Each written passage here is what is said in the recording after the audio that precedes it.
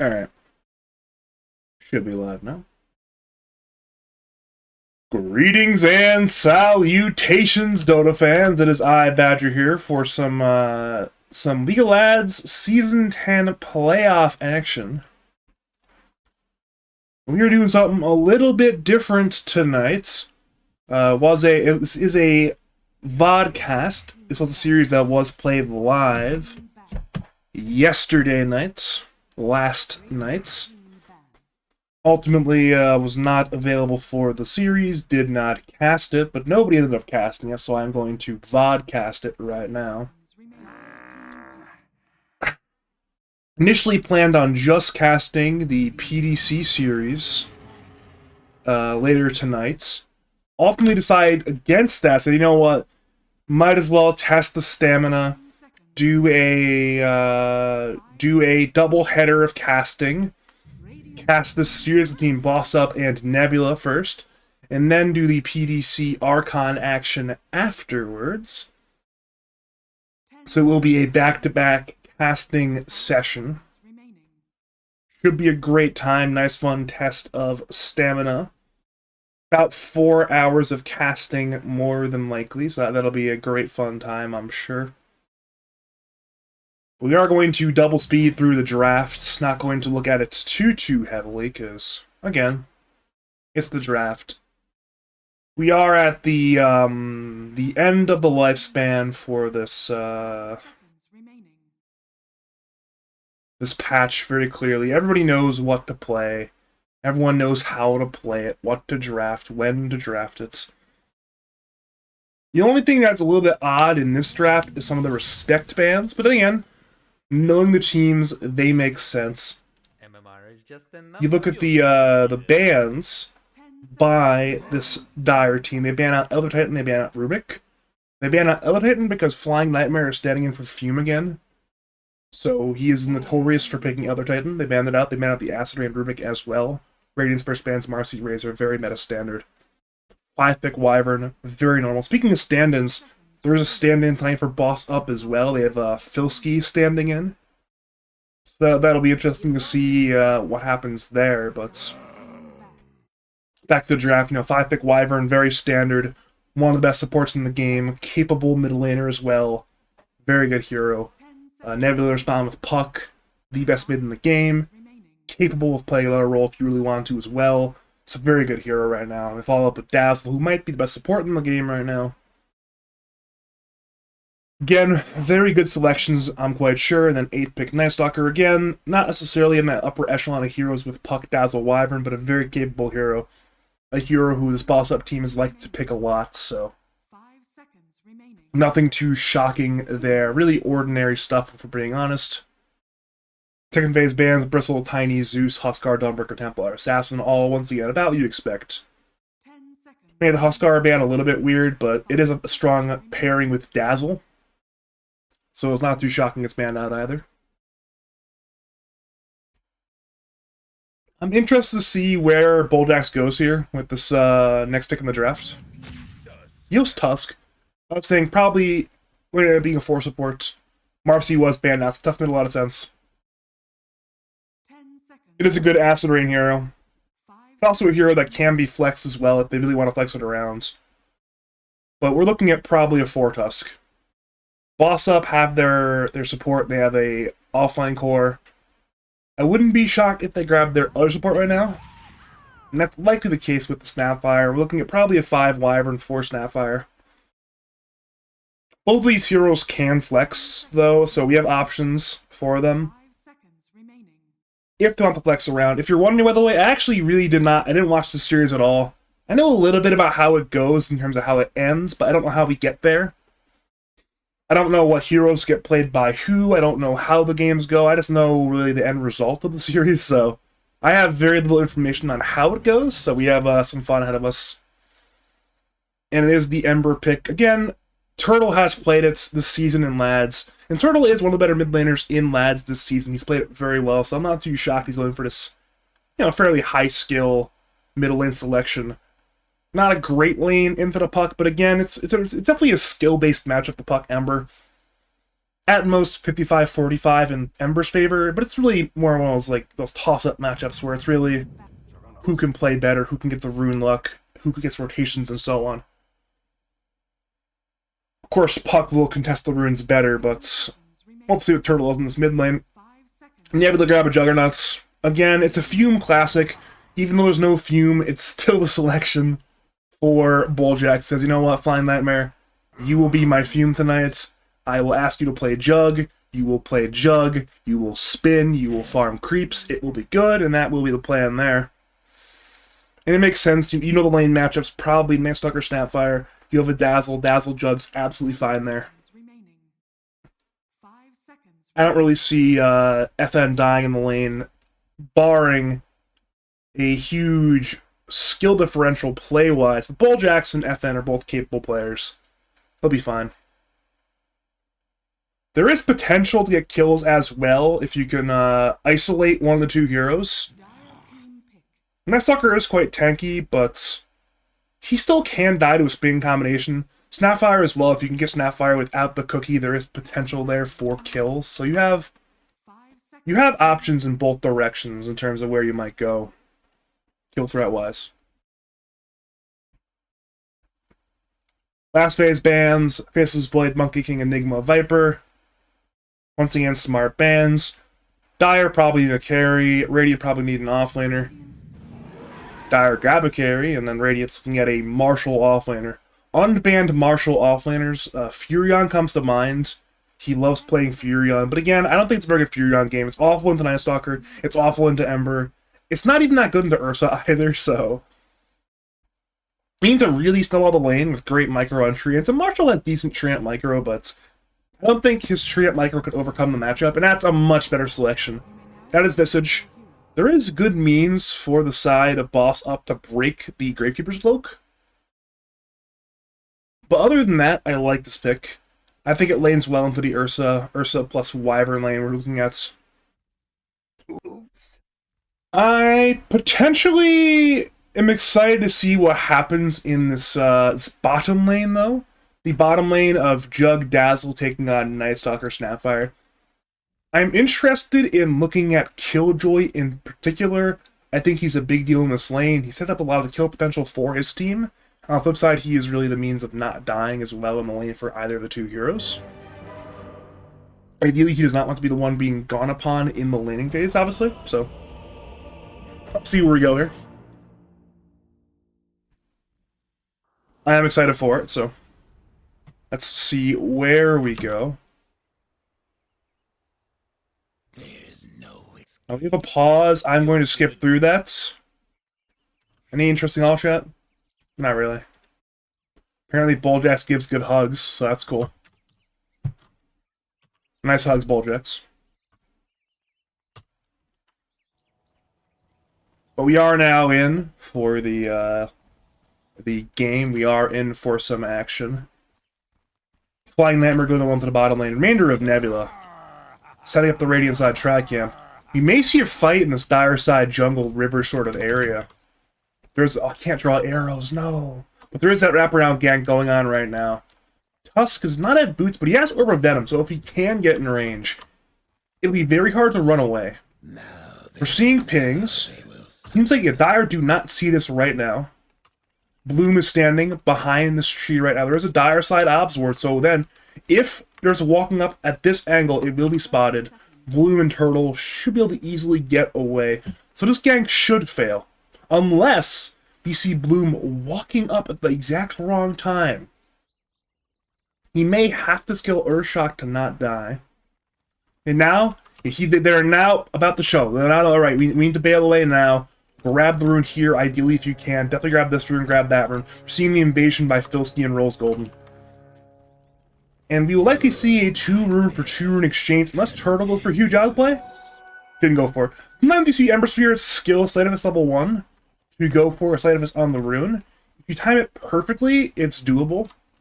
But it's certainly one of those high individual skill plays. Very hard to pull off. And even if you execute it perfectly, you still don't always get it. So it's hard.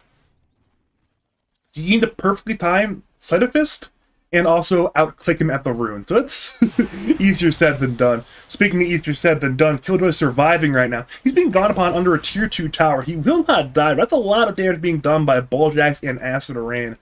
It's TP away by Dallas to the bottom lane. The courier did not die, which is relatively important.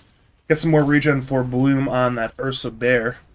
Though, of course, if he ends up losing the courier, the Snapfire can deliver some regen as well. So it turns out we're going to see the Wyvern bottom lane rather than the Snapfire. Well, I was surprised about that one. Thought it would be a nice sucker plus Snapfire lane. Instead, it's Wyvern. And I think Wyvern potentially could die in this lane. I like the ability for Bulljax to trade with that Poison Touch into the Wyvern when Arctic Burn is on cooldown. That's not a very fun time. Speaking of not a very fun time, it's Marshall on the run top lane from Killjoy and Bloom. So, there it is. First blood going to Killjoy. Acid Rain wants vengeance, has tag team and that Orb of Venom, but Killjoy is a little bit too fast. Acid takes a lot of damage as well. So good trades for boss up in that top lane. Bring down Marshall. And Visage, it's one of those offlaners where you love to be ahead early on. You love to get a ton of momentum, early 6, early tier 1 tower. Love to pressure out a carry like Ursa, who's also very momentum based. So get that first blood there is very nice, especially on Marshall. Or the bottom lane. Speaking of the Wyvern, he's being gone upon. Oh, that's not a good TP. Actually, it worked out. Never mind. Thought for a second that TP would not work out. Ended up working out. Wyvern survives. But again, very good trade for Bulljax and FN in the bottom lane. Again, winning the regen war quite heavily. So things are good right now for Bulljax and Flying Nightmare. Or the top lane again. Big duel going on. Both cores low. Correction, Tusk is not a core, but it's a 1-for-1 nonetheless. So understandably, Marshall very happy, gets the kill on the Ursa Bear, and does not die. Loses the Tusk instead. So now Marshall very happy. He's suddenly up to 1-1-0 rather than 0-1-0. Getting some nice gold. Of course, Snapfire is having a good time. Got the Soul XP for the Tusk kill, and got the first blood of money, but he would much rather Bloom be happy than Killjoy be happy in the top lane. And we have not looked at mid lane because mid lane tends to be boring. Speaking of lanes that are not boring, top lane, there's some trading going on. Courier will die, I believe. Courier. Did Killjoy try to deny the Courier? I think he may have. You know what? We're on VOD. I can go back here. Yeah, he did.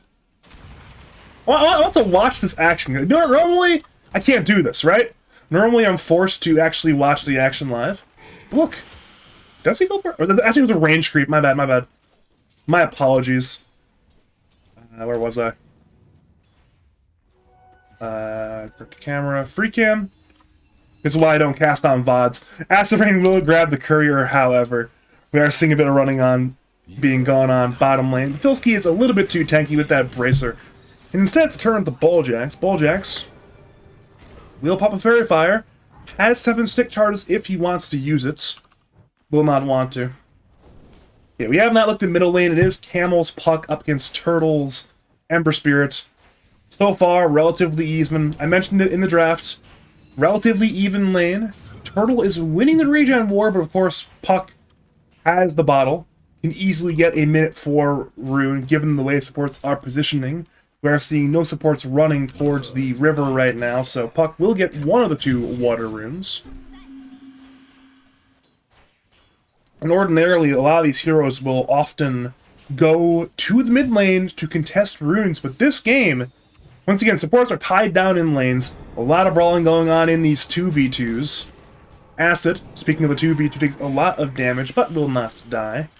Speaking of runes, both mids will get a water rune. Turtle is looking to bully out Camel with that Sleight of Fist plus the Blightstone. And perhaps Turtle may go for the kill once he gets 6. He is relatively even in the XP department. If he gets the 6 first, maybe he just goes in for Camel. Camel has 8 wand charges, but I believe Ember will have the damage. PDC, I'm out. Dire's top tower is under attack.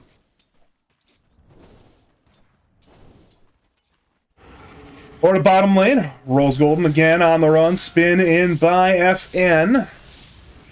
Rose Golden will escape with the Arctic Burn, so again, No deaths going on in the bottom lane yet. All the deaths have been in this top lane, where there have been 3. And we are seeing a lot of creep manipulation going on. Ursa, it's actually a very good play there. He sees the creep wave being dragged. He grabs his own wave through here over to here, and as a result, he will not lose these creeps. The equilibrium eventually will reset when this wave dies here, and that wave dies there, and it will end up somewhere where it's supposed to be. But I digress. Back to Bulljax harassing Rose Golden in the bottom lane with the Poison Touch. And I mentioned that I was a little bit scared of this Wyvern into Dazzle lane. It's very hard for a Wyvern to trade, and again, I guess that's true of most supports. Most supports will not trade well into Dazzle in the 1v1. Poison Touch is very powerful right now. What can you do sometimes?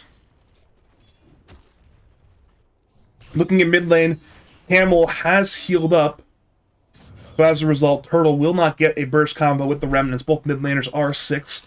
So we may see rotations with the runes coming out. But the minute 6 rune will not cooperate. It is the Illusion rune, which is actually pretty nice for the Ember to purge off somebody's debuff, but for Puck, not very important. The really important debuffs to purge either are not skilled in the case of the Ember Chains, or cannot be purged by the Illusion rune in the case of that Night Stalker Silence, which also, by the way, is not skilled, so... Illusion rune on Puck, not very important. What can you do sometimes? We are seeing Filski try to sneak around in the nighttime, running at these Radiant side heroes, but right now, he is still 5, he is not 6. There will not be any kills quite yet. And I am looking mid. Stuff could happen mid. Stuff will not happen mid. Not yet. Turtle actually pops the Fairy Fire. Says, you know what? There could be danger in the near future. I don't need this anymore. I'm running out of slots. I will get that burst heal. Or the bottom lane. Filski is trying to run down Flying Nightmare. Flying Nightmare knows he'll survive. Has spin. Has magic wand. But did not want to use the spin. However, now if N is forced to spin, his healing ward is dead, and Dazzle's not in this lane. He's now forced to TP in from where he was, meaning that again, they're looking to apply some pressure to this top lane to harass the Ursa with Marshall's 6 timing. That will not happen now. Instead, we're seeing Dazzle bottom lane looking to save Jug, but Jug will die anyways. There is no Grave Skilled Spin, was still on cooldown. As a result, Flying Nightmare goes down, and again, nighttime is the right time for Filski to make some action. Makes a play happen. He is now 6 on the Night Stalker, can ascend if he wants to go in and cause even more pain for the side of Nebula, but again, it's me digressing. Middle lane, we're seeing Turtle. He really wants to go on Camel Farmer, but it's simply not happening. Even with Wyvern nearby, there's still no chain skilled, so the lockdown is not going to be enough. I think he's holding the skill point, actually, so he can skill chains if he wants to go for the kill attempt, but hope to see. He has a DD rune, but bottom lane again, that's where the action is occurring. Spin from FN, but... Oh, that's a good glyph. That will weaken Omni Slash. Omni Slash in, but it bounces 2 of the creeps twice. That's a lot of damage missing. That's a very important glyph from boss up. Clever glyph there. Huge plays. And now in comes the rotation. Turtle on the rendezvous, rotating through Radiant. Do not see this. They may catch Jug and Dazzle by surprise. Filski has vision, kills a courier. It's a big courier to kill as well. That's the phase boots of the Juggernauts. In comes Turtle. Sleight of Fist. Chains now skilled. Going in under the tower, perhaps. Filski is still low on HP, but in comes Turtle. Hitting Bulljax under the tower. Dazzle certainly will perish, but Flying Nightmare will escape. Speaking of mid-lane rotations, over to the top lane, it's Puck. Also on a gank. Looking towards top lane, Ursa has left the lane into solo Snapfire. And Snapfire is not long for life in the 1v3. 3 heroes, 2 familiars, now 0 lives on Snapfire. He is dead for 19 seconds. This T1 tower is certainly going to fall. And Dire are not in the position to trade towers quite yet. Perhaps they will be with that minute 10 siege units.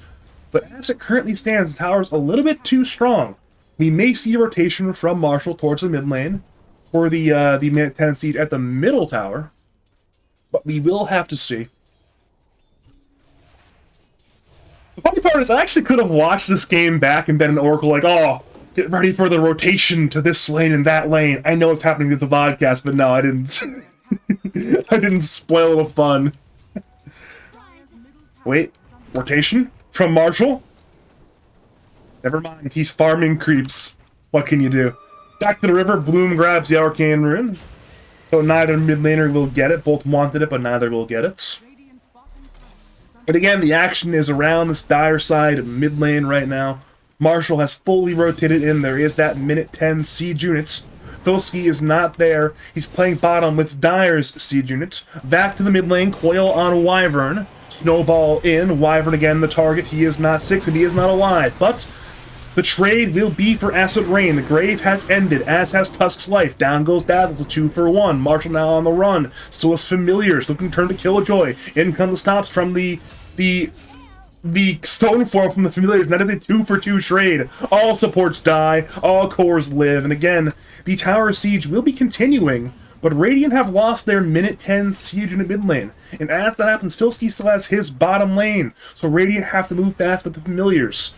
Rose Gold was TP'd in, now has 6. I believe got the tome there from the fountain.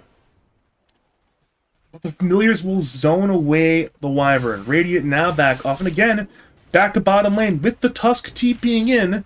This T1 will not die either, meaning Nebula will be up 1 tier 1 tower, having killed the safe lane T1 on the dire side, and they will not lose their own. They may lose a life on their Tusk. It will be a 3v1. Filski ascends, so Snowball to the lay towards Bloom. But again, Dire are aware of this. Acid has been slowed and changed and brought down. The kill goes to Bloom on the Ursa. And again, here comes the siege on the tower. That one will be extraordinarily dead. Nebula are splitting. The cores are farming the map right now, which is good. But again, losing your tier 1, not ideal, but it is relatively expected. These things simply happen in Dota in the current patch. Your tier 1 safe lane dies, usually by now, if not earlier than now.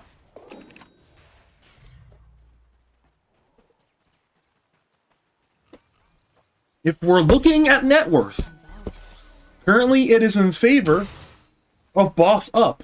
They are up by 2k net worth as it currently stands. Which is a nice lead, though obviously not the sort of lead they need if they want to close out the game soon. They need to be a little bit scared of this timing of Nebula. There is a massive power spike coming in.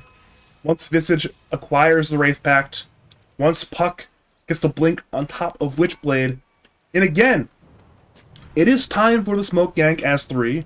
Tusk, Puck, Dazzle, all smoked up. Looking at Radiant Vision, they see the Ember, and they see an Ice Stalker. Turtle again the target, stone form, but it's dodged! A huge Sleight of Fist dodge from Turtle. Escapes a gank. What a great individual play from Turtle. It saves his life, and saves a lot of the lead of the side of Boss Up. And again, we see Radiant playing around their ward, had vision of Filski. They knew Boss Up were not fully as fine behind the Ember. They had the numerical advantage, but Turtle, in the 1v5, simply gets away. Big plays, big plays. But again, we may not be done yet with the action top lane. Acid, Bulljax, Marshall, all in the periphery, all still want to pounce. But it's bottom lane where the fun is occurring. Carry on, carry action. And Flying Nightmare wants nothing to do with man fighting and overpowering Ursa. Back again to the top lane. Killjoy has Mortimer's Kisses. But there is no opportunity. Nebula will back off. There will be no deaths going on there. At least not yet. And again, we are back to farming. Speaking of farming, Flying Nightmare has not been doing much of it. He is 6th in net worth right now, far behind the other cores, including, of course, the carry Ursa. Both carries are buying a farming accelerator. Ursa opting for Bee Fury, Jug opting for Maelstrom. Both will finish the items at around similar times, which is very good for Ursa, as Bee Fury is far more expensive. Speaking of cores, it's offlaner on offlaner in action in the dire side jungle, and Marshall will lose it. Had the Gravekeeper's Cloak, but it was not enough. Candle Farmer wants vengeance. He'll jaunt in, has Coil, but he'll miss it on Filski. And now, Camel is in danger. He's chains up. Remnant in by Turtle. Kiss is on the way. Camel will orb and jaunt away. Turtle still pursues. Grave comes in. Meanwhile, on the east side, it's Acid Rain in the 1v2, trying to zone. He will not kill Filski. That is 2 kills for Boss Up. And again, that is 1 more engagement win in the dire side jungle.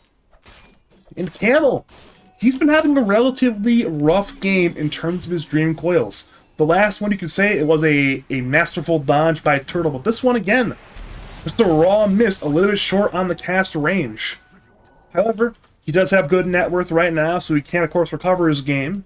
Has the means to force some plays, a little blink in 400 gold. Speaking of plays mid lane, it is, again, 2v2 action going on, but Turtle will easily tank it up. Has a magic wand if he wants to use it. And again, Dire want this mid T1 tower. The siege unit will now die. Camel looks towards Turtle. Filski will silence. Jaunt away. Snowball in. Stuns on 0 heroes. And Ember will run away. Back to Tusk. He looks to punch. Gets grazed by Bulljacks. Dire have 4. Cookie in to stun. Flying Lemmer. TP's in. Chains on 2. But again, nobody's dead. Curse will be on Jug. But neither Jug nor Tusk will die. So both teams commit a lot of heroes and a good bit of cooldowns. Nobody dies. The big winners, Bloom, bottom lane, and Marshall, top lane.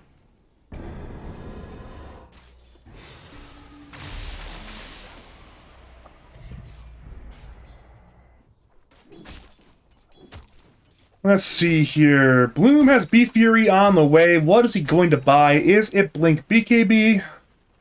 Probably. That'll make sense if he buys that.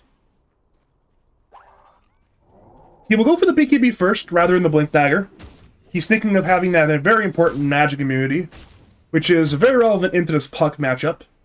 Until Puck gets 25, the BKB stops, well, everything, so it is quite nice. And Campbell, again, has been having a good game farm-wise, so Bloom recognizes, hey, I will itemize for the Puck, I will not die, the magical burst will not matter. However, Radiants do have means of canceling a BKB plus TP. There is the Walrus Punch on Acid Rain. Now, on top of that, one day there may say be a Basher on Jug or a Dream Coil 25 on Puck. That's for a later date. The current date, we're seeing a fight in the Radiant side jungle. Radiant find Dire, setting up for a gank on Acid Rain. Both going gets annihilated. Kisses are on the way, but again, Dire are losing the fight. They've already lost 2. Turtle goes in, looking to salvage. But again, he's forced to Remnant away. Campbell will blink in, silencing on 2. The orb through, hitting Ember. Ember, half HP. Familiars on the way. Remnant again away, but Radiant continue to dive. They have the 5v3 going on right now. Killjoy, again the targets. Slowed by Witchblade. Killjoy dropping. Silence in. Killjoy down. A 3-for-0 fight win in favor of Nebula. Turtle will grab an arcane rune for his troubles, but Nebula, the winners, get 3 kills and a tower.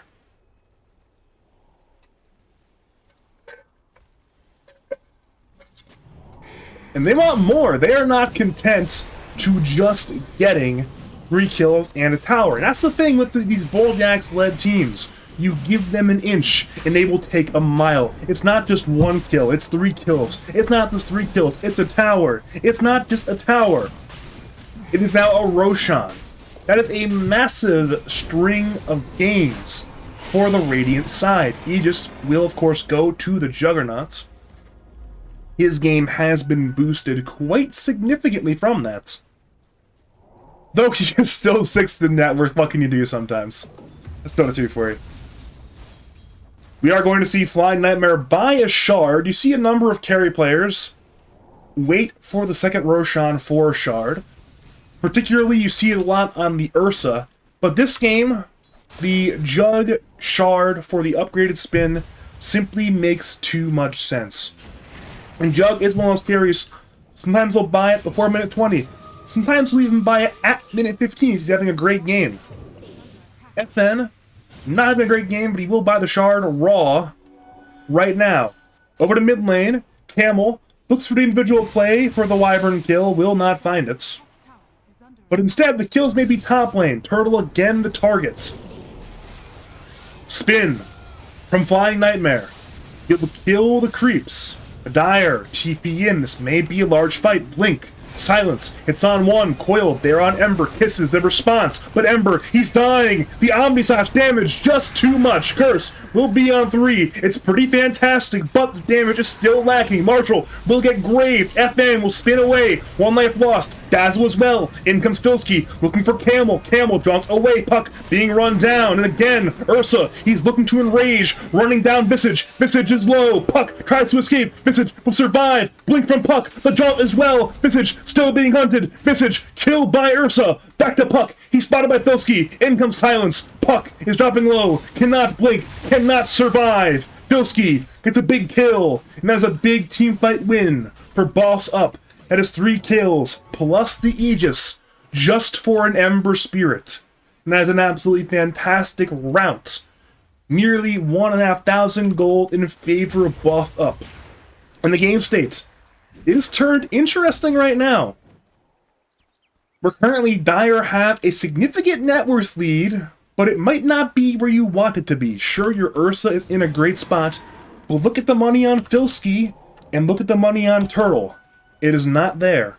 Turtle, of course, did not get a goal from that team fight as a whole, as he was dead for it, but he died for the cause. However, currently he only has a BKB.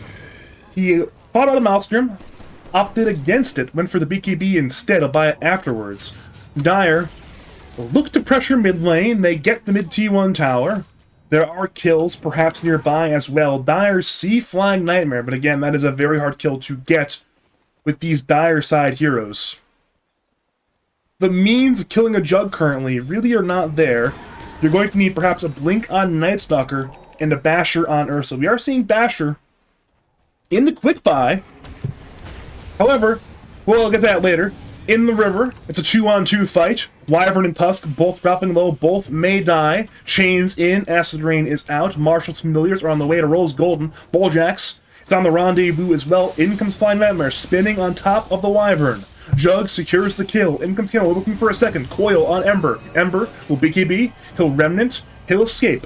So that is a 1-for-1, but Radiant force out the very important 9-second BKB of the Ember Spirit. That is a nice gain to acquire.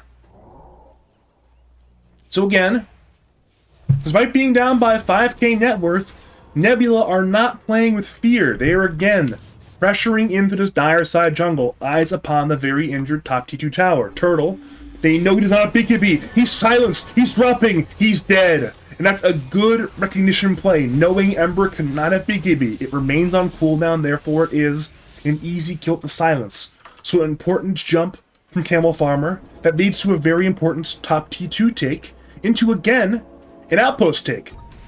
That is a lot of map control gained for the side of Nebula. And the net worth lead has already fallen from 5k to 3k. And again, Camel jaunts in blindly. Oh, the phase shift blink dodge. The reactions from Camel, pretty fantastic. And notice, Killer does like, alright, his play is Psycho. He must have vision. There's no ward here. Maybe there's a ward here. He puts a sentry down. That was a blind play. There was no vision. Camel Farmer is simply a Psycho. What can you do?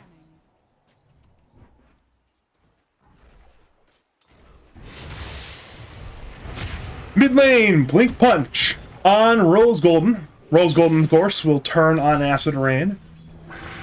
Curse, only on one, will be half duration. Dire, TP in. Killjoy, Blink Dodge. Actually, good dodge there from Acid Rain. Now it's Jug spinning around. Filsky blinks in for the Dazzle. Dazzle is silenced. He'll be isolated and brought... No, the grave in time from Bulljax. He'll TP, and it will not be successful. Dazzle eventually will die, killed by Filsky, but it is only 1 kill right now. Bulljack's the lone hero who died.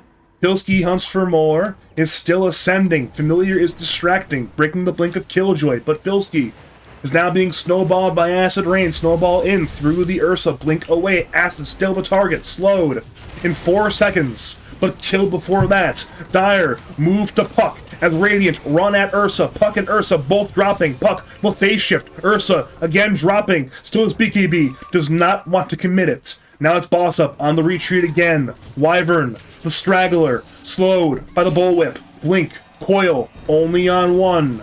And Dire, understandably, will leave their Wyvern to die.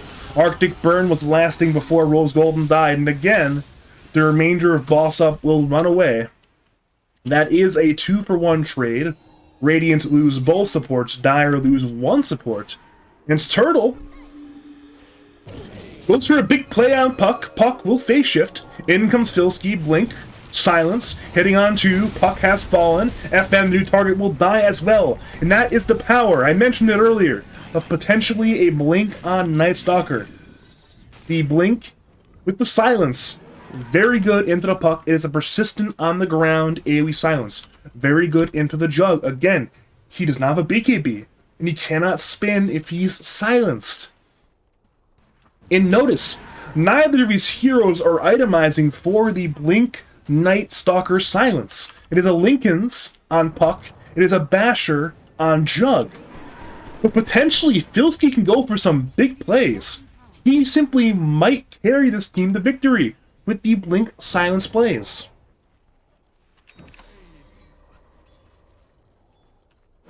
And again, Boss Up have returned to the 5k net worth lead. They have eyes on a bottom T2 tower, but the tower, it's not relenting. It refuses to die, which is not ideal.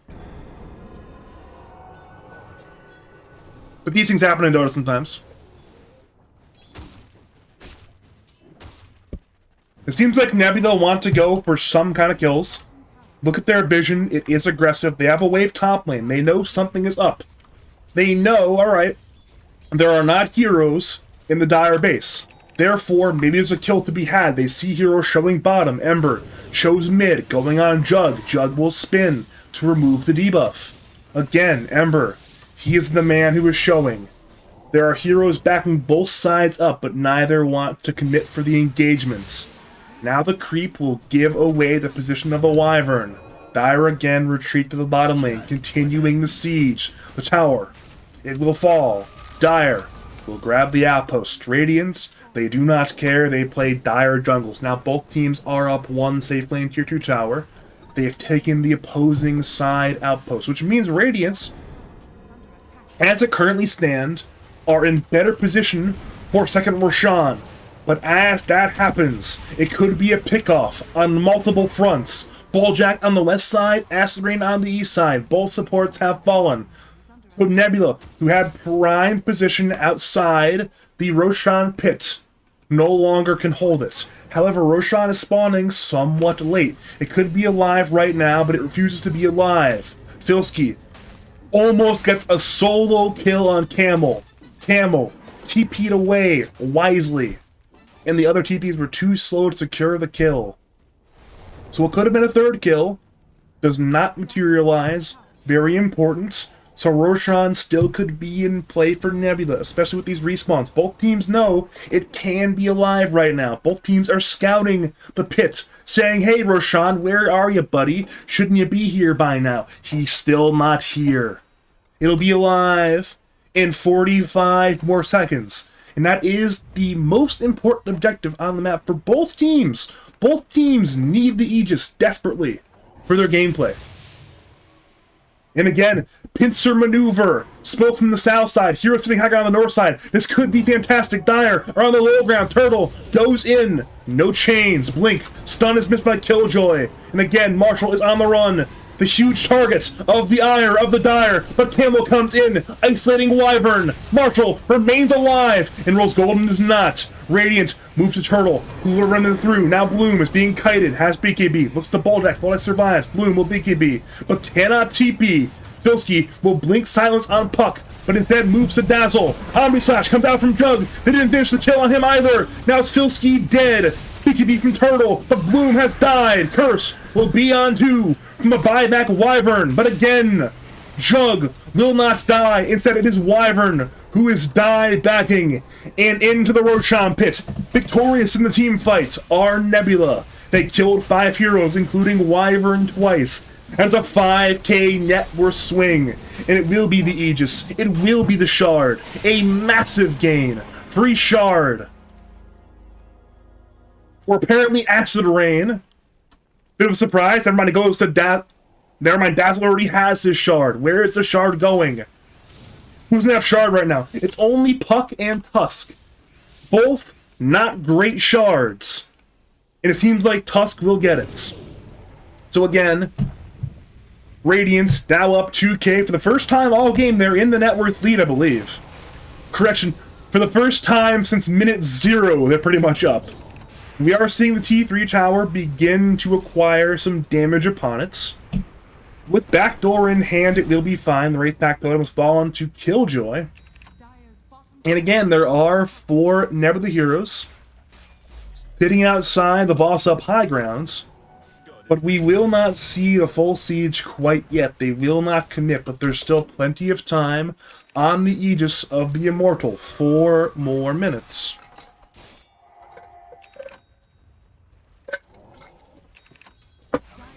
Here we go again. Outer towers first. Jug is spinning, but Dire are smoked as 5.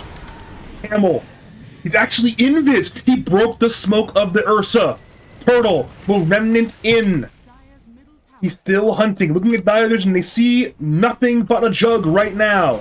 Again, Jug goes in. Puck will silence on Ember. BKB is forced. Chains on Jug. Ursa goes for backlines. In comes Acid, looking to save. Marshall will Stormform himself. Dazzle dropping low. There is no Grave. There is no Dazzle. But Jug still fighting. Looking for Filski as Bloom is being kited around by Tusk. Huge jukes from Acid Rain. Now Filski and Rose Golden both dead. Radiant hunting for more. Ember has BKB on cooldown. His life is also on cooldown. 3 kills for Nebula and Killjoy. You'll blink away from the Tusk, but again, that is a 3-for-1. You lose a support, 3 much more important heroes. Radiant will glyph, Snowball in, finds Killjoy, the punch as well. Half HP, Acid Rain breaking ankles, and in comes Spin from Flying Nightmare. Bloom will stand his ground, but the barracks cannot. Mid-racks are dead. Radiant move top. T3 again. Under duress. That is the glyph from boss up. It will delay the siege, but again, your most important high ground defender currently is not alive. Ember is dead for 29. He lacks the gold for buyback. It is available if you have the gold, but he lacks it. And Radiance, smell the blood in the water. That will be an entire top barracks taken. That's 2 full racks taken at minute 32, mid and top. And look at Nebula, eyes on the prize. They're bringing in the bottom lane. They know it is time to put the foot on the neck. They see it's not even blood in the water. There's hemorrhaging in the water right now. It's obvious. The shark senses are tingling, and it is time to end the game. They know it. This could be megas. The Visage is very powerful right now. Has a full assault Kuros, has drums, has Wraith Pact. And there's even a siege unit. How can Boss Up possibly defend this? I don't know how. And here we go again. Visage. Looking high ground. Familiars. On the T3, the tower is only 8 armor. It's taking so much damage. Filski can ascend and blink silence. He will ascend. He's again looking for Dazzle, who's currently smoked. Now breaks it. Dazzle has been found. The punch is there on Wyvern. Wyvern is dead. The trade for Dazzle, but the racks have been taken. Marshall focuses buildings, as is Flying Nightmare. Killjoy and Turtle again are on the run. Omni Slash in. Bash on Filski. That is a death on Night Stalker, and Ursa is stunned as well. The BKB is too late, and he too will fall. Turtle won't even attempt to escape. The GG has been called. In Game 1 will go to Nebula.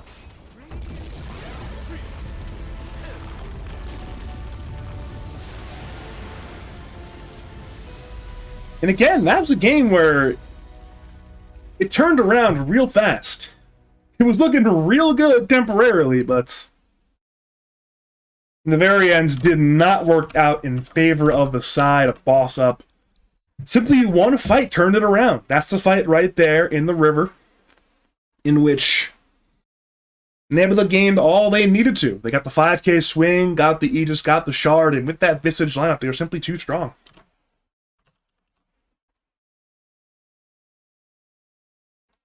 So I'm going to take off the screen real fast, so you can't see what I'm loading up, but it is Game 2.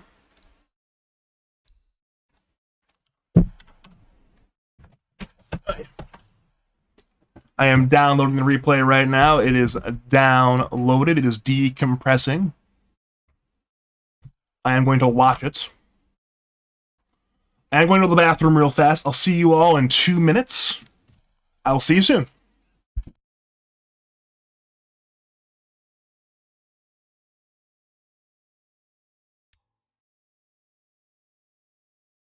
Dire team ban.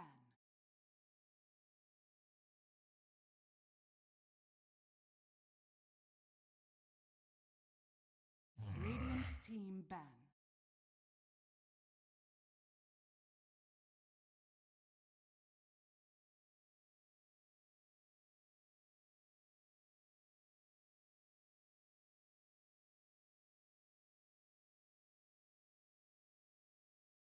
Ten seconds remaining. 5 seconds remaining.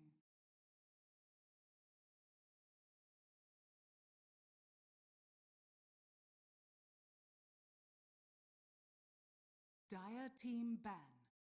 Radiant team ban.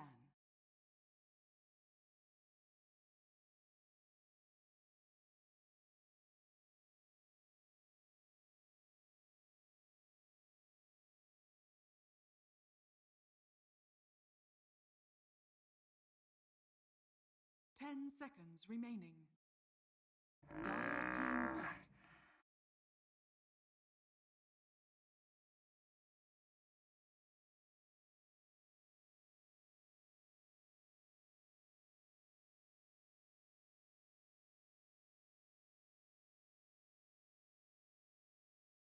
Ten seconds. Radiant team pick.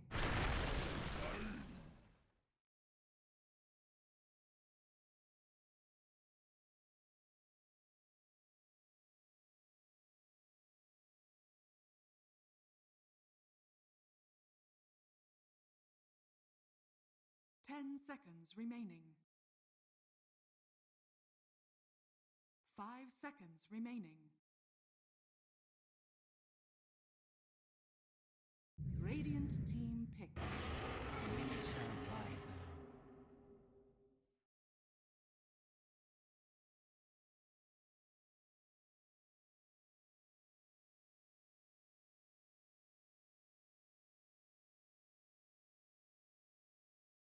Ten seconds remaining. 5 seconds remaining.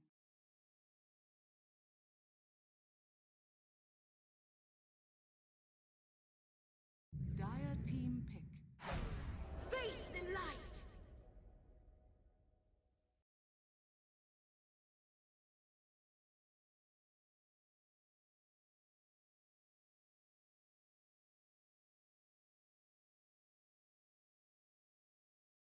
Ten seconds remaining. 5 seconds remaining. I return! Triumphant. We are back to the draft again. We are now here for game number 2 of Nebula versus Boss Up. You know, actually, I've already gone through a lot of the draft. I'll go normal speed. But we have returned from the bathroom.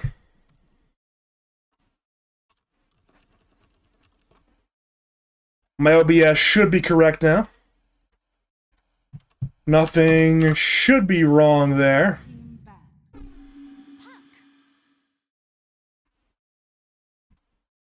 Let's see here. Same first phase bans, I think.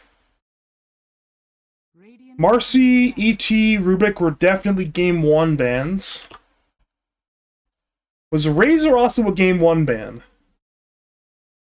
Razor also, so this is the exact same 4 bans. Both teams are content with their bans. Instead of a 5-pick Wyvern, it will be a 5-pick Tiny. And I like it. A very versatile hero, a hero they've relied on all season. And again, is a hero that's good into puck. So by picking Tiny, you dissuade Nebula from grabbing another Campbell puck. As a result, Nebula grab a Wyvern Dawnbreaker combo, again, two of the best heroes in the patch currently. Boss up to, you know what?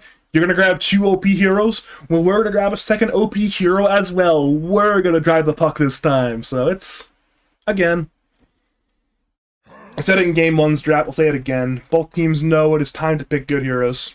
Both teams pick good heroes.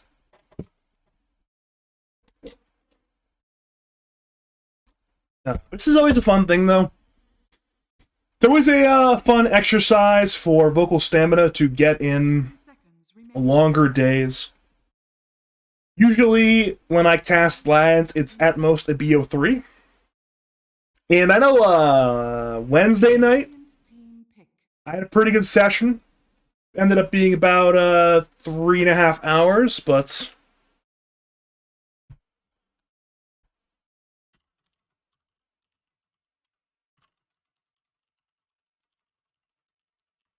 actually I'm on delay right now. It's on a 2-minute delay because I don't feel like restarting my stream for the PDC series.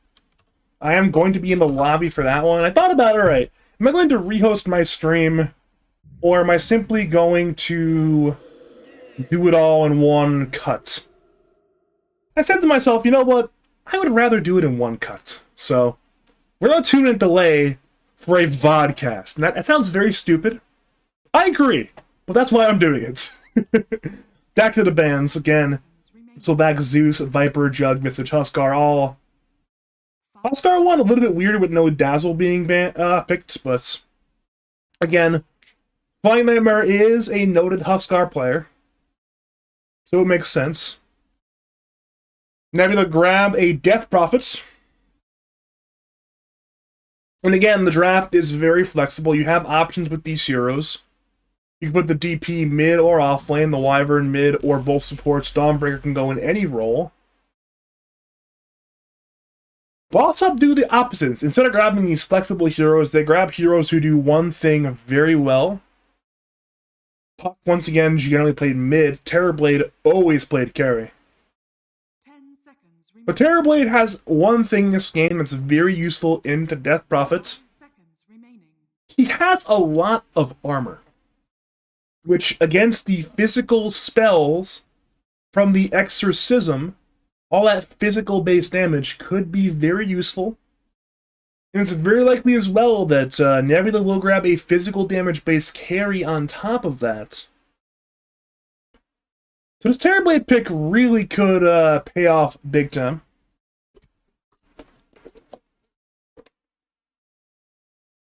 I'm interested in seeing where this goes here. I'm expecting a support pick.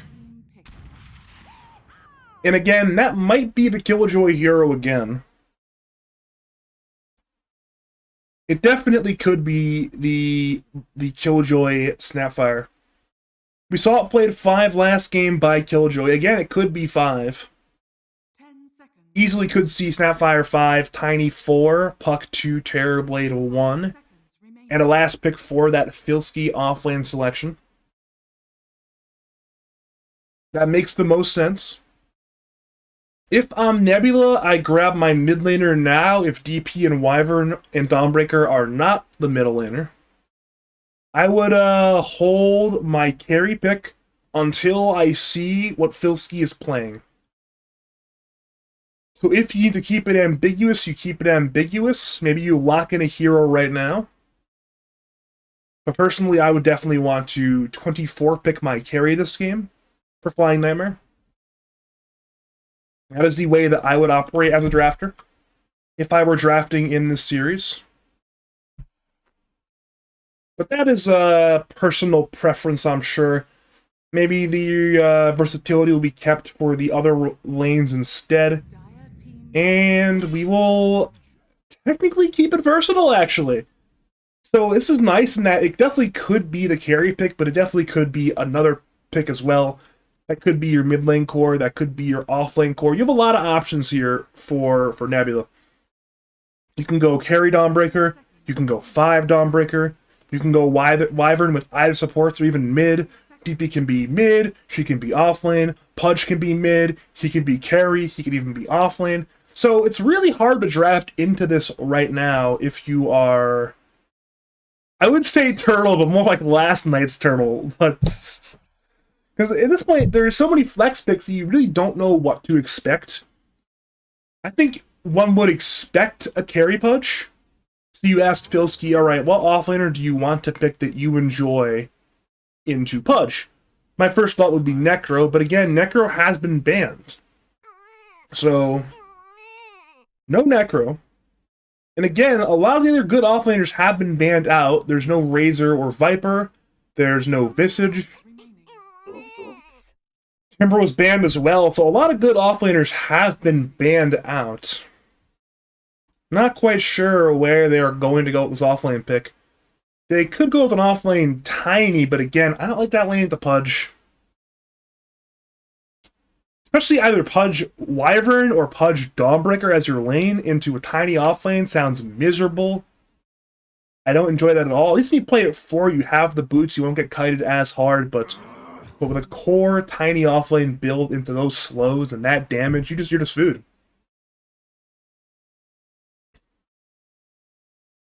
It seems like Boss Up don't know where this Radiant draft is going. They ban out Marshall's Timbersaw and they ban out Flying Nightmare's Faceless Void. They're not quite sure where it's going. Nebula ban out the Doom. Again, relatively reliable ban. It's one of Filski's best offlaners of all time. And instead we'll see a Brewmaster. Okay, I mean, not a hero we see Filski play too much. Where's my stat on this one? Let's go to the esports profile. Maybe I'm completely wrong. Correction! Brewmaster is Filski's 4th most played hero in competitive, which I probably should have known.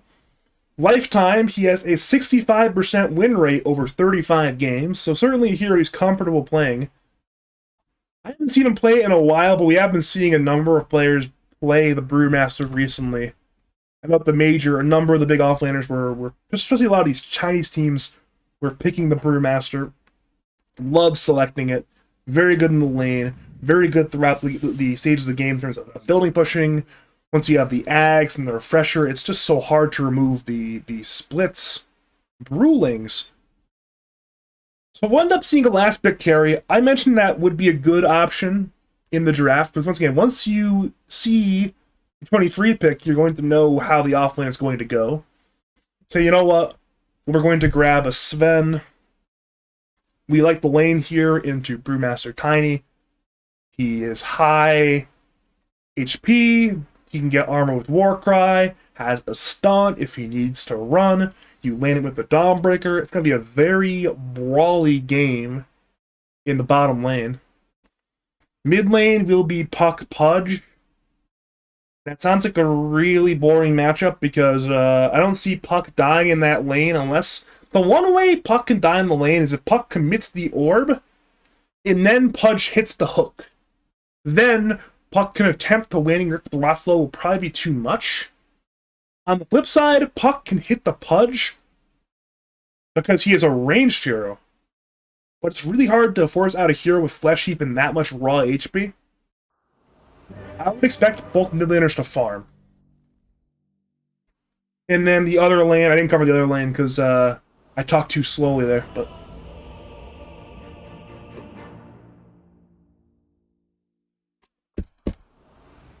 What is the other lane?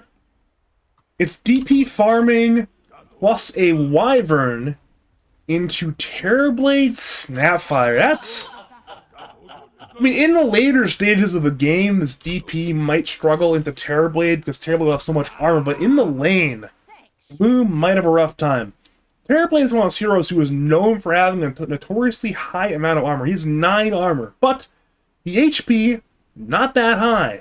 The spell damage from the DP and the Wyvern could be really annoying for the Terrorblade in the lane. So again, I like the lanes here for the side of Nebula. I think both side lanes should go well. I think mid lane should go relatively evenly, unless Camel gets a huge outplay. So again, I like this draft from Nebula. It should work out relatively well unless the lanes go badly, particularly for the Sven and the DP. But again, DP on paper is in a very good lane. Sven, if the lane goes badly, he can just go farm. There's some camps here, camps there, camps, the tri-camp, there's camps everywhere. You know, you can go over there with a great cleave, 100% cleave. You slap some creeps, you recover your game. Everything's fine. Nothing's a big deal. Seems like runes will go 2-2. Battle begins. And runes are going to go... Wait a minute. There's a rune here. Currently the runes are 1-2. Dire have grabbed 2 runes. Radiant have grabbed 1 rune. And there is a rune simply sitting there in the Dire side jungle. What can you do?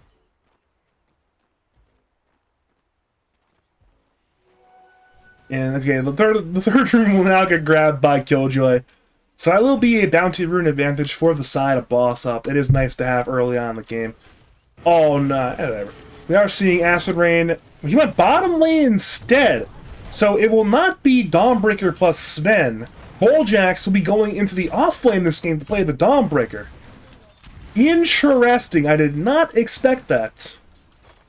You see a lot of Wyverns played 4 nowadays. We saw the 4 Wyvern last game. But this game, Acid Rain will go to the safe lane. Voljack goes to the off lane. I like the DP Wyvern lane for the magical burst, but again, Dawnbreaker is quite good at man fighting, so it makes some sense. It's a very durable, high stat hero.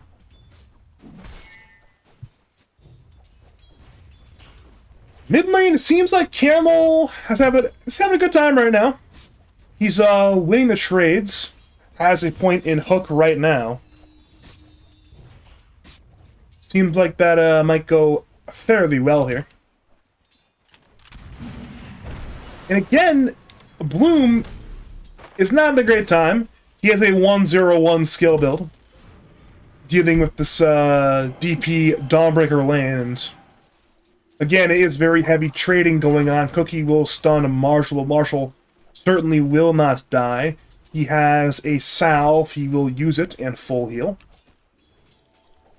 Mid lane, water runes come out. Puck, of course, will grab one, being a Puck.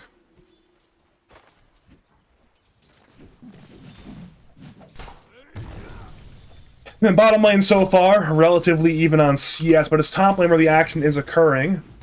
Killjoy goes in for Marshall, but Balljax will hit him on the stun, barely at the edge. But with 2-man Scatter Blast, it will be enough for Killjoy to walk away.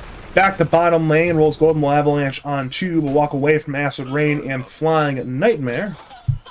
And again, big trades in both side lanes, and Radiant are winning the regen trade in both of the side lanes, it appears.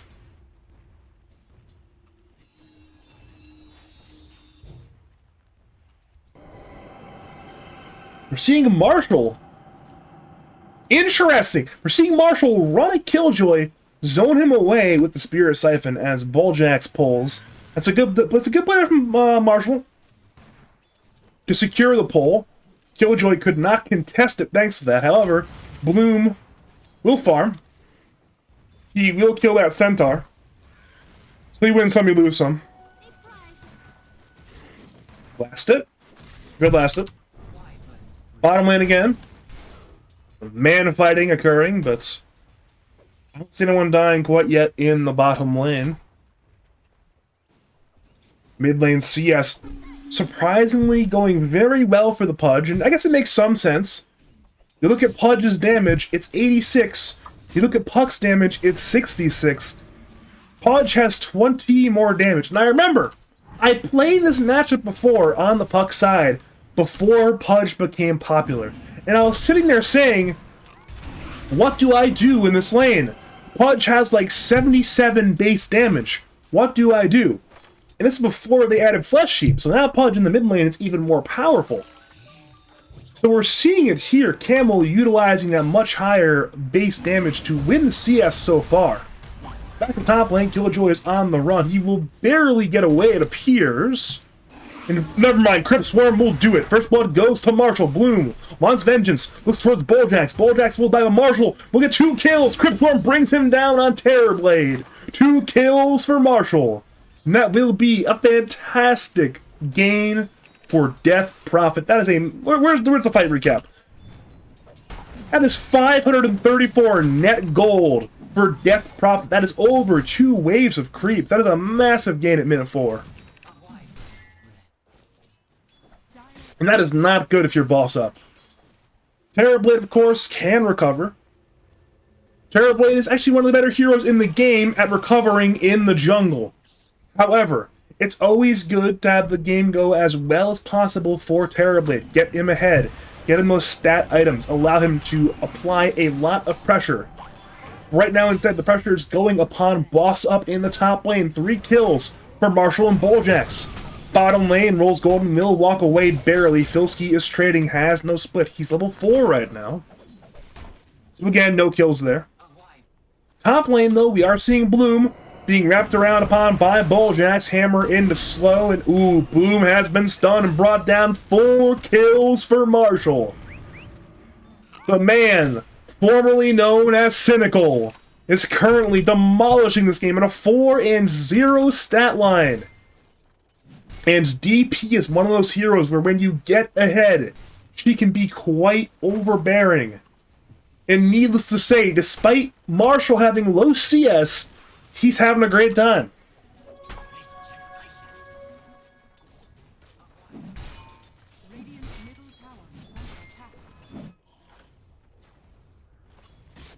Yeah, he's number 2 in net worth despite having 13... Okay, he has 20 last hits now, but you know what I mean. Bottom lane, Bilski, again on the run, has 3 stick charges, but instead, it will be Dire turning it around. Rotation in by Turtle, Coil in, and 2 kills for Rolls Golden. However, during all that, again, the EXO was used by Marshall, and there was a bit of a cheeky dive there on Killjoy. Another kill in the top lane. 5 kills now for Nebula in this lane, and that will mean a top T1 tower will go down quite soon. Very free tower siege there, which means potentially EXO can be used mid lane. EXO will be up again for the mid T1 with the siege unit at minute 10 quite easily. Over to mid lane, there is no coil, but there is a will to kill Camel Farmer. One problem, he has a hood, he has flesh heap, and he has 1.2k HP. That kill will not happen.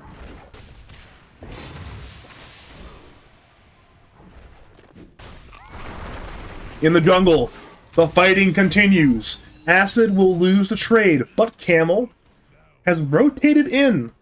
Has hook, will not use it. Instead, Dire will coalesce bottom lane 4, perhaps. There could be a rotation towards FN on the Sven. But mid lane, Bloom has been caught, hooked in and dismembered. And FN gets away. What could have been a big carry kill for the Dire, instead resulting in the Dire carry being killed. Again, the little things have been going the way of Nebula. They're now up by about 1k gold, just under it. But in general, things simply are going well for them right now in the game states.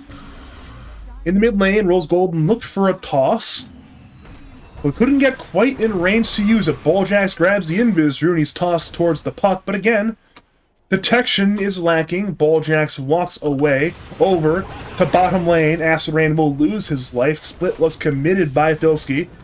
And after getting the Wyvern kill, he will use the Pandas to hit the bottom T1 tower. I don't think it'll die quite yet, but it will get quite damaged, for sure.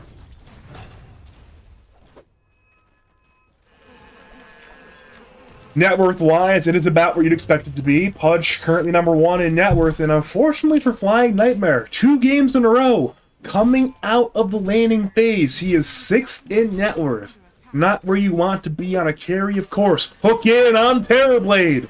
Does he have Sunder? No, and he has no skill point, but with Tiny being nearby, Dire will turn. Meta popped, Coil on 1, Extra the return. Siphons in, looking for big kills. Spammer on Terrorblade, Terrorblade low, Hammer in, Terrorblade will dive to the urn, it appears, yes he will! Big kill, and Hook in on Killjoy as well! Camel's man fighting, Bulljax will engage!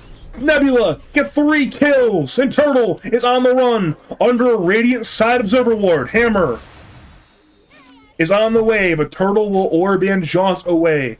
And what could have been a major turn for the side of Boss Up, killing the #1 net worth Pudge, instead is 3 kills for Nebula.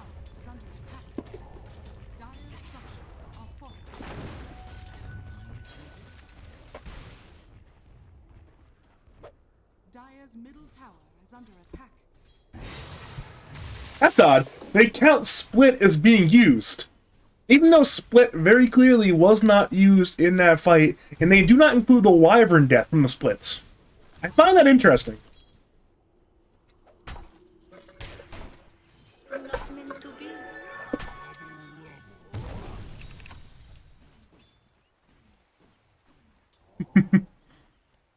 Camel.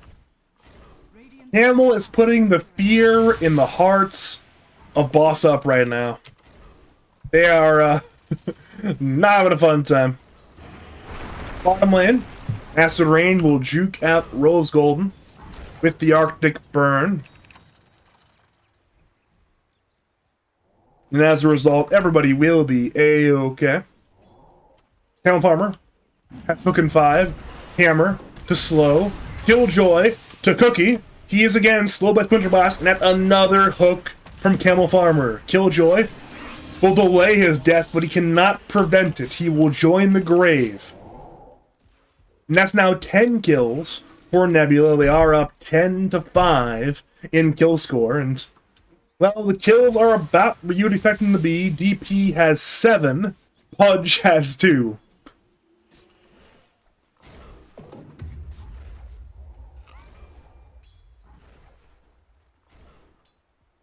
If you're Boss Up, I guess the gameplay is a little bit obvious.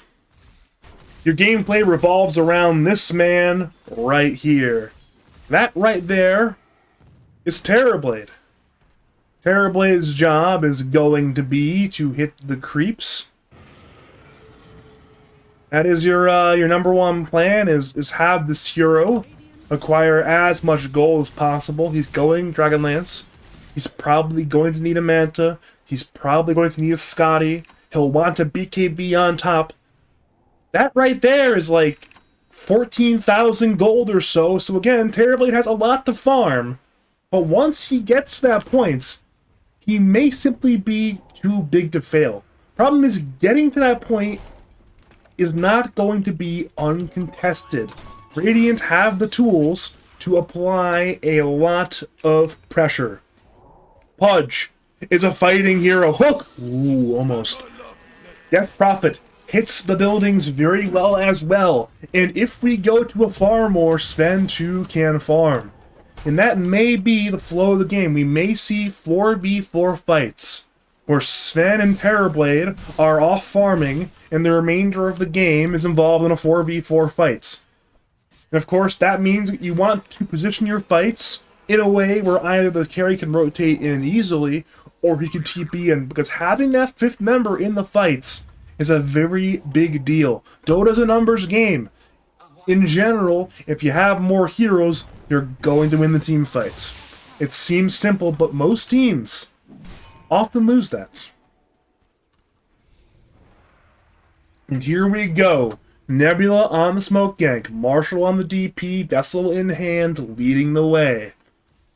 Looking at Radiant Vision, they see Terrorblade. In comes TB, slowed by Hammer. He'll pig pull, looking to get away.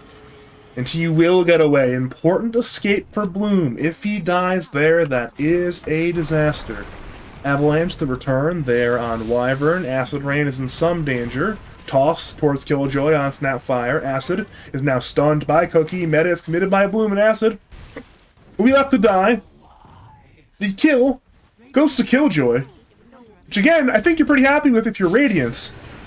That's money the Terrorblade really could have used. Speaking, mid lane, Kisses, Split, Coil, all committed. DP low, and DP is dead. Camel will look to tank it up. Has Magic Wand charges.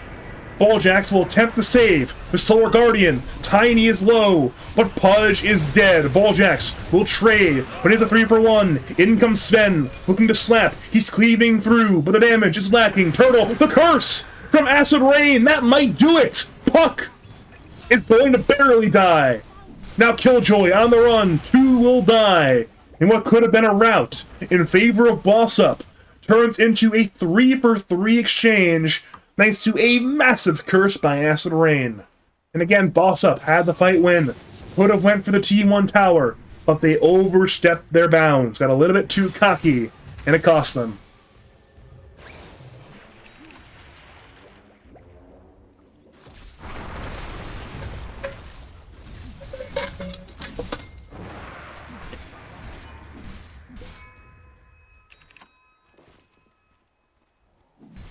Huh, I guess it was a 4-for-3 actually. But Acid Rain died right here. And then he respawned and TP'd him. So I guess it was a 4-for-3, but it could have been a lot worse than it was. Radiant jungle. Tiny is dead. Mid lane, however, Acid Rain will secure last hit on the T1 tower. And he's not quite dead yet. Pilsky eventually will secure the kill. So Acid Rain, in ensuring the T1 tower is last hit and not denied, will get some gold for his team, but again, he'll hurt his own game by doing that. But again, a selfless play by Acid Rain. You often don't see it. Acid Rain has a bit of a rep for being a greedy support player. But this game, he's still more network than Bulljax, but he's being less selfish. Top lane, Coil Kisses used on FN, but FN's not dead. The damage was short. And again, Sven, that's a 2k HP hero. He did not die. Filsky has arrived. He has split. Bulljax the target. He will die, but it is a 2-man curse into a 2-man Stormbolt. Puck will certainly die. And they move to Filsky, who could not split in time. Dismember, ensuring it could not get off. 2 kills for Sven. The Pudge hook is off the mark, but the result is still favorable for Nebula. You get 2 kills for a Dawnbreaker support. You call that a win. Sure, Bloom is farming, and that is one silver lining for the side of Boss Up. But again, the fight win for Nebula.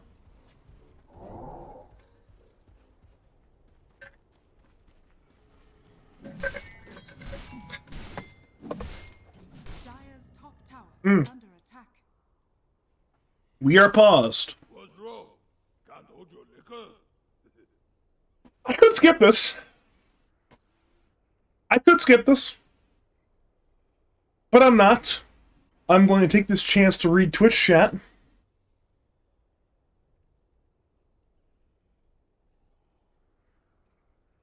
Huh. Maybe I didn't need to do that. Maybe I'll fast forward through this anyways. Oh, we are back. We are back to the Dota action. The pause has concluded. I have powered through the pause with the power of speed up. Smoke on 3. It's Pudge, DP, and Dawnbreaker. Headed into a dire side jungle near you. Looking at Radiant Vision. I believe they saw Terrorblade. Hook this time is not on the mark, but top lane we're seeing running a Killjoy. Sven will run down Killjoy, so sure, you miss on the primary target, the Terrorblade, but you do get a consolation prize, the support Snapfire. Mid lane, the fighting continues. Camel has Dismember, but in comes Split from Filsky. They want to kill Pudge. Exo has been used. Radiant are committing. Puck again the targets. Will blink away, has Orb, but he's stunned by Stormbolt. The damage, is it enough? Yes, it is. Bit of a close call there, but it ends up working out. They get the kill on Puck, and now it's time for more. Filsky again is half HP, but both offlaners have used a Spirit Vessel. Blink, Stormbolt, Killjoy. He's most certainly dead, as a hook as well from Kill Farmer on Rose Golden. That's one more kill for Nebula, and the dive. It's all the way under Tier 3 tower. Mid lane, Bloom is TP'd in, but he cannot stand his ground. There are simply too many Radiant heroes. And again, the hunting continues. The Stormbolt, Dismember, and now Terrorblade is fighting in a 4v1. Vessel, Spirit Siphon, Hook is up. It's a one-man curse to buy time. Into the rot. Puck attempts to save, but the Sunder is nowhere near enough of a heal. Bloom is dead. Turtle wants vengeance. Blink, Avalanche, Toss. They at least will get Camel Farmer. Acid Rain will die as well to Mortimer's Kisses. Now Marshall looks for Turtle. Crypt Swarmer's dodged. Blink in as well, but in comes Vessel. In comes Bulljax. Down goes Turtle. Rolls Golden. He's fighting with Killjoy, but it's only two dire heroes. Two dire supports at that. And Rolls Golden. Ooh, got a bit lucky on that one. A very late damage tick from Spirit Vessel allows him to blink away despite having the debuff on him. Which will means he will not die on support Tiny. But again, it was a huge rout in favor of the side of Nebula. All 5 heroes in the dire side died there. Again, that's a win right there. That is a win. One thing we have not seen yet, though, today, well, in this game too, I should rephrase, is Roshan. Our good friend Roshan has not been gone upon quite yet. There is an Aegis to be claimed. Neither team has that great of a Roche-taking potential, to be honest. But again, both teams can do it if they want to commit some spells. If Marshall wants to use that Exorcism in the Roshan pit, it is fairly trivial for the side of Nebula, but other than that, it will take a bit of time. If you're boss up, it'd be nice to get it, but again, you're almost happier contesting Radiance Roshan than you are going for Roshan yourself. Again, dire side contesting Roshan here. A lot of good spots for Killjoy to position to Mortimer's Kisses into the pits. Again, you walk in with the Bruise Splits, you blink Avalanche in a pit-sized location. It's useful. Top lane, ooh, almost a kill on Flying Nightmare, but instead he'll turn with BKB. He's turned red. He's now angry. He right-clicks down, rolls golden. Though Bulljax will get the kill via the hammer damage. Lincoln, silence on 2, coil on top, but it's a curse from Acid Rain. Buying time for Sven to still die. And now Wyvern will cold embrace himself as the Pudge and DP arrive. Marshall will silence only on Brewlings. Blink silence from Puck there on Wyvern. Wyvern will not jaunt through. Instead, he's stunned by Bulljax. Vessel again in, looking to break the blink of the Pudge. Filski, his TP is cancelled by Hook, and again, Turtle will blink away. He'll look to jump, but Filski cannot survive. He'll get run down by too many heroes, so sure, Turtle did survive. So it ends up being a relatively even trade. Dire get the Sven kill. Radiance, I believe, get 2 kills. Apparently those kills are not counted in the fight recaps. What can you do sometimes? Top lane. Dire supports are set up. Radiance could not connect on kills quite yet. Turtle has coil in 15. Camel. That's a mid-range hook there on Rolls Golden. The toss brings the Pudge a little bit away from the Tiny, but the Rot debuff was too strong, and Camel Farmer secures another kill. Acid Rain actually gets the kill. Regardless. Nebula currently are possessing a good enough control. Turtle looks for a kill on Pudge, but Pudge is one tanky man. And he has a hood. Not an easy kill to get. And it was a kill that was not gotten.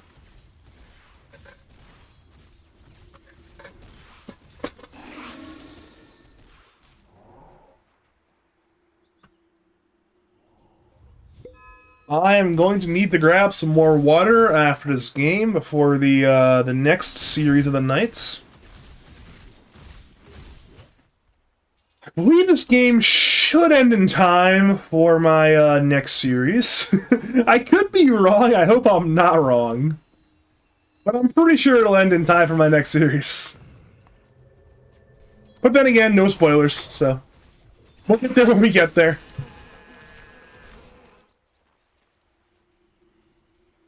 Looks like Radiant might have Roshan on their minds. Exo is up in 5 seconds. Radiant are scanning. But again, instead of walking into the Roshan pit, we're seeing walking towards the top lane. And it will be a smoke play S3, Pudge, Dawnbreaker, Sven, in scan, also in the smoke.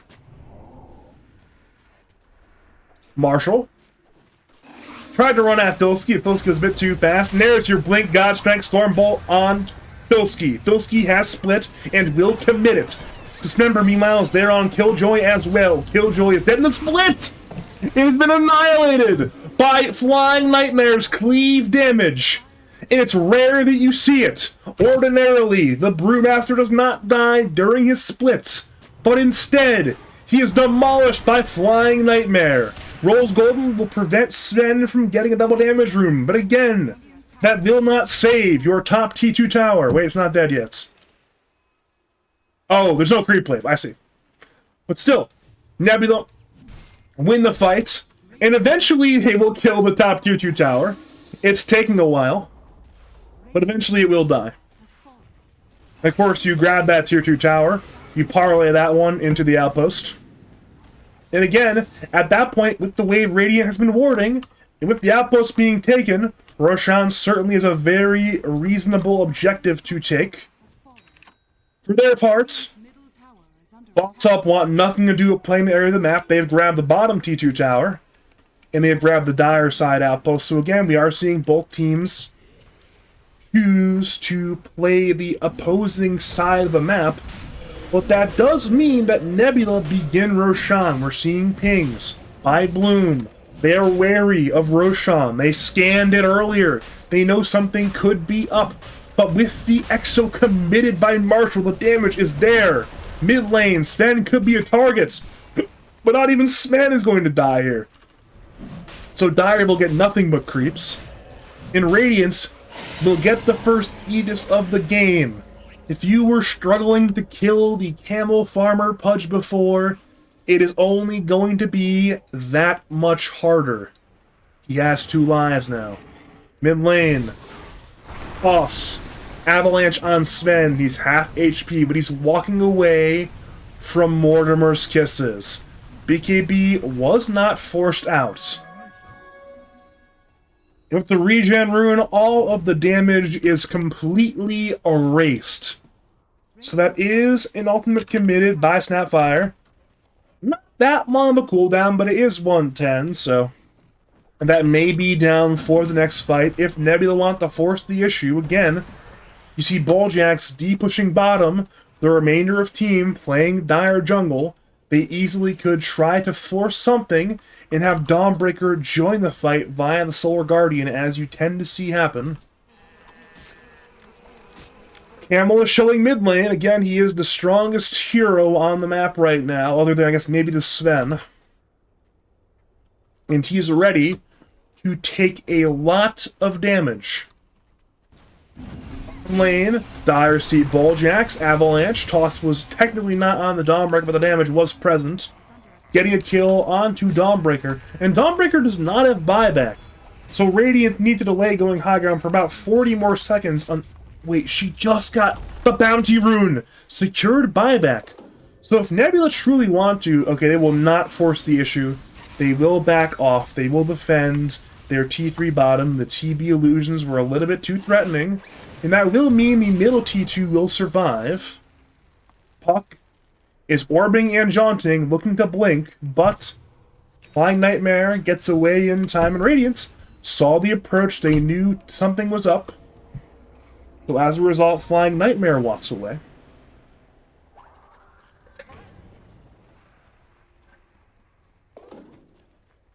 We're seeing big items getting finished by Boss Up. Right here, you see an Aghanim Scepter on Filsky, a very important item on the Brewmaster. In addition, you're seeing Manta and almost the Scotty on Terrorblade. That's a lot of stats. And again, he can finish it at the Radiant side secret shop, and they can run it down in this direction towards the Radiant side Shrine Camp. Since TB with that much HP should be quite powerful, but it seems like Nebula don't care because they have the Aegis for 2 minutes longer. The smoke is on 5, go through the river, up into the Dire side jungle. Dire, play Radiant Tri-Camp, and no smoke is 5 as well. This is possibly the game-deciding fight. Marshall leads the way. He's fine tanking the damage. He has BKB and a plate mail. He's very tanky. Killjoy, his smoke is popped. In with Tail Armor. Stormbolt as well on Bilski. Big kill if they get it. Force away. Is there a split? No. Silence on Bilski. A few more hits will do it. And Bilski is dead. There will be no primal splits. Acid Rain remains alive. Warmer's Kisses could not kill him. And Killjoy, poor Killjoy, you are annihilated. That is 2 kills. Turtle is looking to salvage the fight, but he is nowhere strong enough right now. Turtle is on the run. Starbreaker will stun. Silence. Not even needed. Wait, never mind. He's still alive. A different hero died. It was Rose Gold that died on the south side. So Turtle actually will escape. I saw the kill pop up. That was the wrong hero, but it is 3 kills for the side of Nebula. The puck will escape, but again, Bilski could not get either of his 2 primal splits off. Nebula decided we are going to kill the Brewmaster. We are not going to let this man use his spells. It's very important. There's no BKB, there's no Aeon Disc. You often see one of those 2 items on Brewmaster to keep him alive in situations like this, but Bilski could not afford it. He lacks the gold currently. He needed Vessel, and he needed Aghanims. As a result, he has no no defensive item. We are seeing Radiant lock high ground. The Aegis expires in 15 more seconds. Hook has missed, but again, the tower is 2/3 HP. Terrorblade as meta will reflection the Pudge. And it seems like the tower will live a half HP. Avalanche hits. Tiny, can't blink, can't toss, but again, Pudge. Maybe he was killable with the Aegis expiring, but Boss Up will not try it, and as a result, the fighting will be done.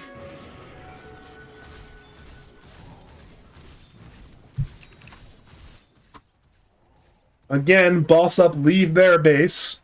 Puck has Coil. He is ready to go. Looking at Dire Vision, they see Pudge. They see Death Prophet as well. They know Radiant are in this sort of area over here. But they don't see Wyvern or Dawnbreaker. Dawnbreaker will now show bottom lane, but of course still has Solar Guardian. And is content to play in this area of the map. Radiant's bottom tower is under attack. And that will be all Boss Up playing the Radiant side jungle, and Nebula dodging as hard as possible. Again, we're seeing Acid Rain put up some aggressive D-wards in the Dire side jungle.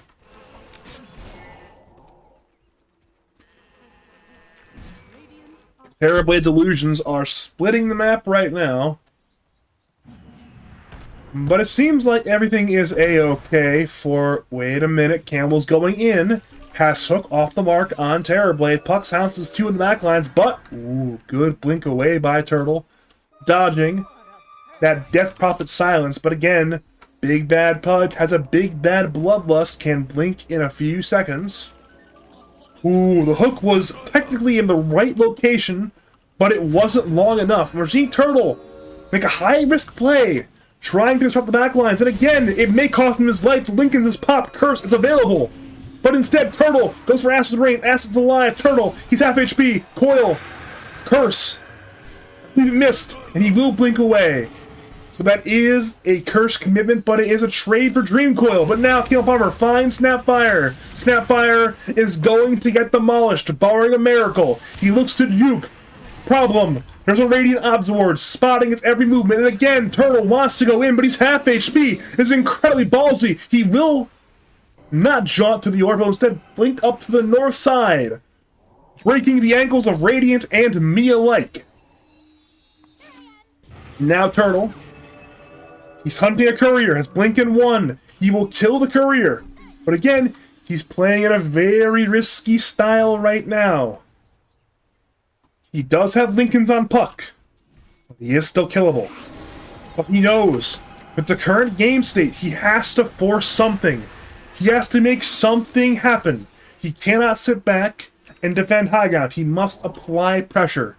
If it's a distraction play, it's a distraction play. Problem is Radiant again. Eyes on the prize. T3 the target. Exo active. Tower is no longer glyphed. Tiny will avalanche and 3. And toss on Pudge. Hisses as well, but in comes Bulljax. Acid is low, but he is not dead quite yet. Wyvern will get removed from the fight, but the transfer terribly. There was no Sunder. There's a coil on 3 with Sven. He is absolutely demolishing the side of Boss Up right now. Filsky has used both primal splits. The range racks, dead. Melee racks, dead. The base, it is dying. And in comes Sven and Pudge, blinking upon Tiny. And currently, he may gather some moss. Killjoy looks to salvage. He'll stun with the Scatterblast and actually will keep Tiny alive. A big save from Killjoy, but it cost him his life. Now Turtle blinks in for Pudge. Pudge still has BKB. Does not use it. Curse on 2. It's Brew and Puck. Meaning that Tiny is completely isolated and brought down. Tiny will have to buy back. Dire are desperate. Blink in by Puck. Looking for Acid Rain. Acid Rain. Use his buyback. Turtle wants to go in, but blink stun on Tiny. Tiny actually will not die. Hook! Ooh, not on the mark. That would have been a dieback if he hit the hook.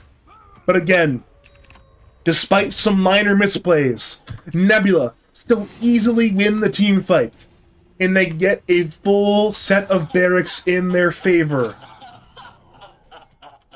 And if you're Boss Up, the game state, it's looking real bad right now. It's very difficult to play the game. Your Terrorblade can finally buy that BKB. And he will have the aforementioned Dragonlance, Manta, Scotty, BKB timing. But his teammates, other than Puck, they're very poor. Speaking of Puck, he's trying to force the issue, but... Oh, good again. Blink away our Turtle. Let the dismember. The Lincolns has been popped. The Puck is going to die. Turtle has a buyback. But Nebula appear triumphant. They're running forward. They force out a buyback from Turtle. Boss Up, no. They must win this fight. But a blink stun on Killjoy. Killjoy gets annihilated. Pudge blinks in. He's overwhelming the Dire side. He can BKB. Coil will be, I believe, only on 1. The Wyvern remains alive. And now Filsky has 1 Bruising left, but is now dead. Filsky has died. Has buyback, but his Tiny is diebacked. Turtle is trying to fight. Again, will blink away, but there's so many Nebula heroes nearby. The orb is not jumped to 2. Again, Turtle is trying to cut the wave, and he may succeed at that.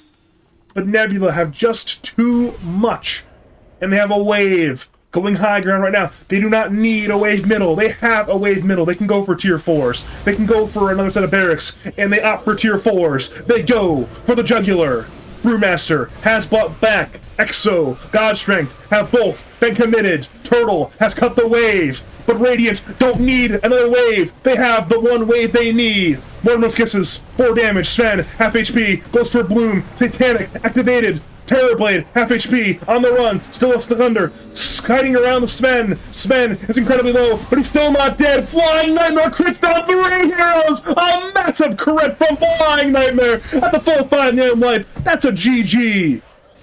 And Nebula have taken the series 2-0, and they will advance to the next round in winners, while Boss Up will be headed to the losers brackets.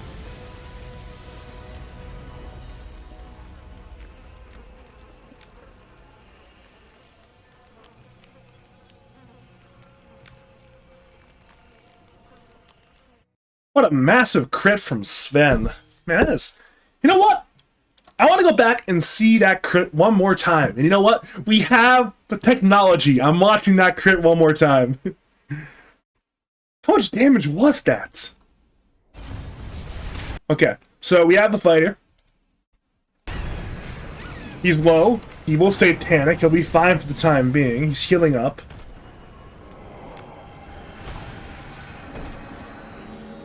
He's incredibly low right now. Puck blinks in. Is that the one? Oh my! It's 2,000 damage! Oh man, if Sven actually died there, oh my lord, that is a lot of damage. And something, if Sven dies there, the fight still might be lost, but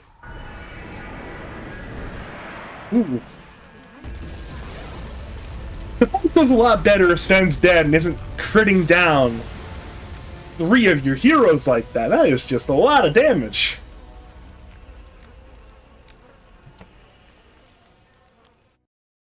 Oh man, that is something else. And again, that is the victory for Bull Jackson Company. They're looking for the three-peat, I suppose. It is Bulljax's Ship of Theseus problem. It's the Ship of Bulljax, where again, he keeps replacing a 7k player with a 5k player, and the question is, at what point does replacing a 7k player with a 5k player result in this team not winning lads? They won with Colonel Squid. They replaced the 7.5k Colonel Squid with the 5k Camel Farmer. They went back-to-back. They won lads again. They replaced the 7.5k Journey with the 5.5k Marshall. And again, they're now 3 series wins away from winning lads again. So it's the Ship of Bulljax problem is at what point can he no longer win lads? And we don't know yet. We don't know. I guess the one problem is if he wins lads again and replaces another 7k player, he'll be out of 7k players because Asterane is his last 7k player. Ay. That was a pretty fantastic series. That is just, once again, relatively clean for Bull Jackson Company. Game 1, a bit rough at times, but the one fight that mattered, they won. And once they won that fight, they did not give it up. They just kept, I think they only won like 2 fights all game in that game 1, maybe 3 fights.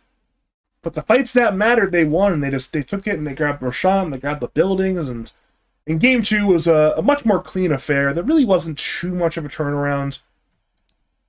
Ultimately, it was a game that went well from the lanes.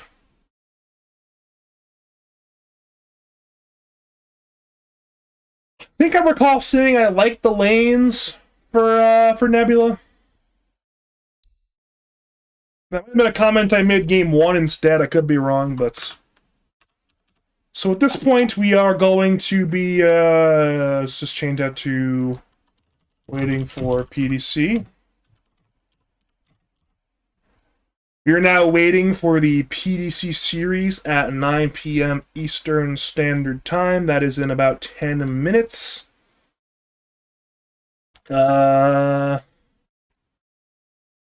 When I have the ability to get into the lobby, I will.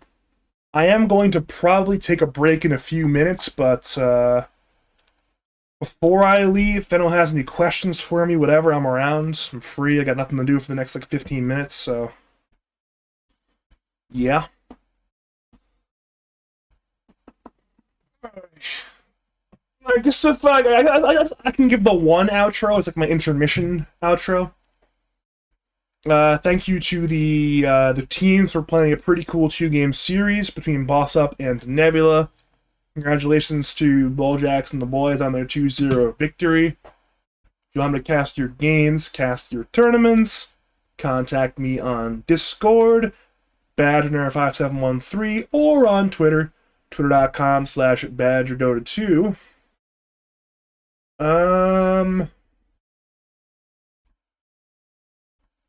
Yeah, if you want to hire me in Logical, or if you want to pair me up with an analyst you're choosing for your pro tournaments, your DPC events, again, contact me at those same places.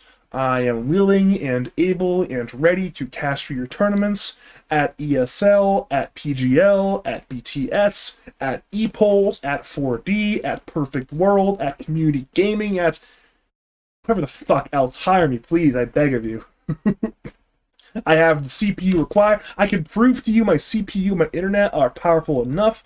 I got plenty of evidence of not dropping the frames, all that junk. I'm ready for you, man. I've seen some of your casters. So you know what? Maybe you should give that Dota a shot. You never know what might happen. Yeah, other than that, though, I will be back in like 10 minutes. When I have the lobby info, I will be joining the lobby to... The entire reason why this entire stream has been on a delay is because of this next series. So if I don't get in the lobby for the next series, I'm going to be moderately, nay, severely angry with the teams for not letting me in their lobby. As I griefed my own stream to be on delay for their series. So if they grief my cast and they grief my stream, I will be saying some choice words. Some choice words. I may have a co-caster. I don't know yet. There's some people that I contacted. One of them said he might be there. Other than that, though, yeah, I'm going to go on break for a few minutes. Where's my There we go. We did it. I'm going to mute myself now. I'll be back in whenever I'm back. Probably about 10-15 minutes for a cast between. Should probably edit my stream title as well while I can do that. It will be now PDCA. It is JVP4C. JVP4C versus the Desolators.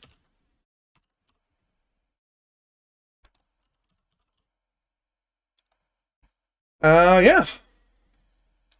But I am now going to mute myself. I'll be back in about 5-10 minutes. Gonna grab some water, get some air. Maybe I'll have a co-caster, maybe I won't, but I'll see you all quite soon.